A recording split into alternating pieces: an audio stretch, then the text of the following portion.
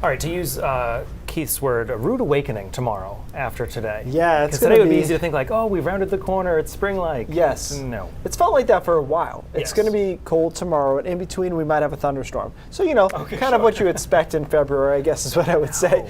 We've had a huge break in the precipitation, guys. We're socked in along the coastline. The rest of us have just been cloudy through much of the day, but the rain's going to return overnight tonight as that cold front approaches. You can see some of that starting to show up in the radar. It's probably picking up on drizzle more than anything, but there's more moisture back here.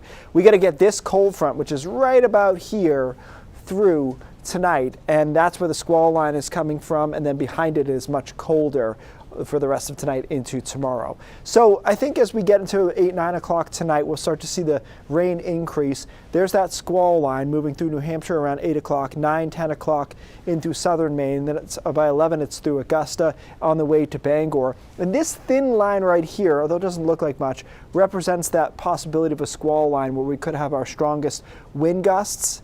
Also, a rumble of thunder is possible. So this is going to be a lot going on with just this one front. If you're going to lose power, it's going to be with this squall line when it comes through. Behind it, temperatures much, much colder. And we see some snow on the back end of this late tonight, early tomorrow morning. The accumulation is minimal. I'll show you that in a second.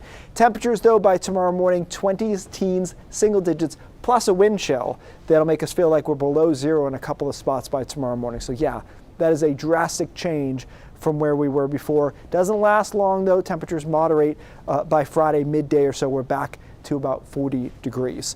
So the winds here I don't think are widespread damaging, but with that squall line there is the possibility to see a gust of 50 to maybe 55 over down East Maine. I think the rest of us are looking more like 40 to 45 miles an hour southwest, and then turning strongly northwest right behind that squall line, about 40 miles an hour too, bringing in that colder air.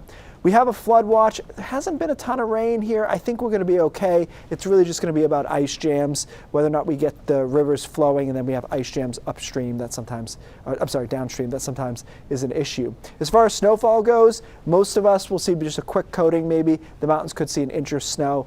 Now, we could get a little flash freezing late tonight, early tomorrow morning.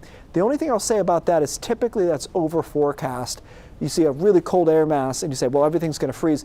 Yeah, but it's also windy and it's a really dry wind. So that tends to evaporate a lot of the moisture on the roadways before the cold air gets in. So I would think more about walkways, puddles, stuff like that, guys, as opposed to the roads becoming an absolute disaster.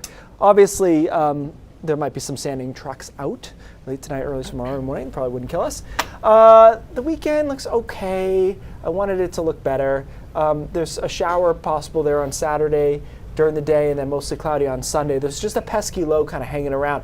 And believe it or not, guys, those temperatures are the temperatures with that low getting in the way. So we're in the mid-40s to around 50 because the low's in our face. If it wasn't, we would be really off to the races there. So it continues mild through next week. It's just how mild. For the start of March. For the start of March. Wow. Yeah. Okay, Keith, thank you.